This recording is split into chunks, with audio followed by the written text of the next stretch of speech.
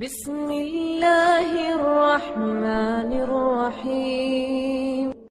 بسم اللہ الرحمن الرحیم۔ سجدہ تلاوت کی دعا۔ دوران تلاوت جب سجدہ آ جائے تو اس سجدہ میں یہ دعا کرے: اللہم اکتب لی بہا عندک اجرا ودع عنی بہا وزرا واجعلہا لی عندک ذخرا وتقبلہا منی کما تقبلتہا من عبادک داؤدا۔ اے اللہ، میرے لیے اس کے عوض اپنے پاس اجر و ثواب لکھ لے اور مجھ سے اس کی بدولت گناہوں کا بوجھ اتار دے، اور میرے لیے اسے ذخیرہ آخرت بنا دے، اور مجھ سے اسے اسی طرح قبول فرما جیسے تو نے اپنے بندے حضرت داؤد علیہ السلام سے قبول کیا۔